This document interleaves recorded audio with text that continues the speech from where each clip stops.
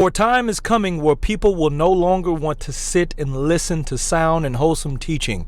People will follow their own desires, and they will seek teachers that will tell them whatever their itching ears will want to hear. This is coming from 2 Timothy chapter 4, verse 3. And in today's time, this is one of those times. There are a lot of people out here that don't want to listen to wholesome, sound doctrine.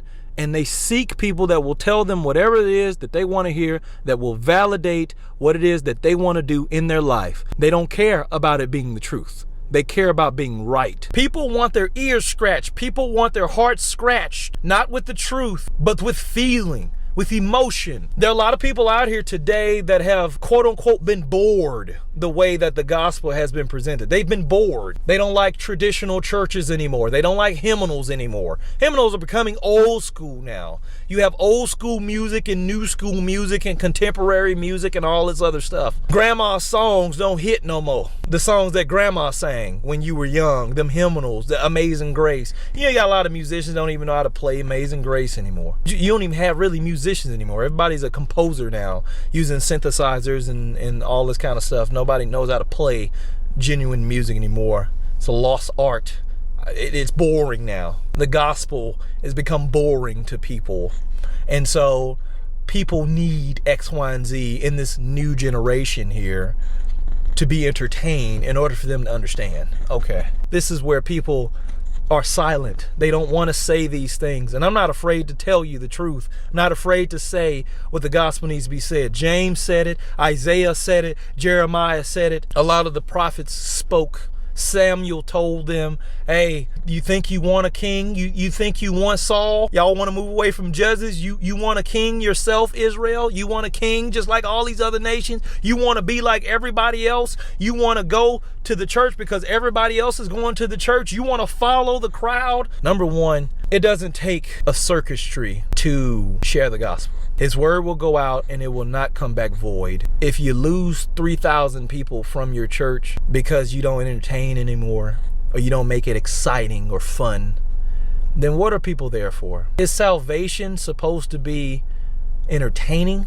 Is salvation now you accepting Jesus Christ in your heart? Is that supposed to be entertaining for you to do that? Am I supposed to have an elaborate way of an explanation of that for you to believe? Or is salvation more about your spirit and your soul, of where you're going to go when you die? 2, be careful of what your itching ears want to hear, and align yourself with what you need in your soul.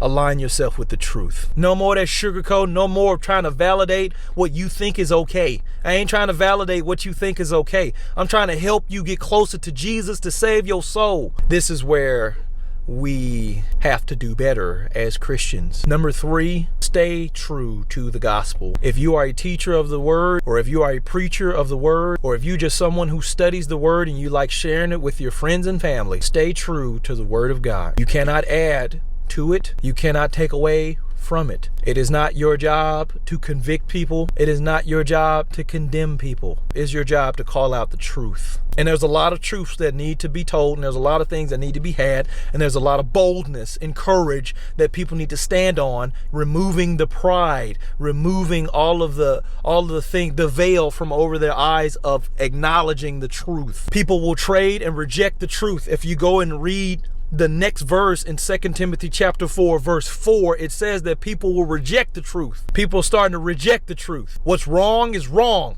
What's wrong is wrong. Call it out. I'm not finished. You cannot change it. What's wrong is wrong. If you feel bad, so what? This is what God wants. God wants you to feel bad.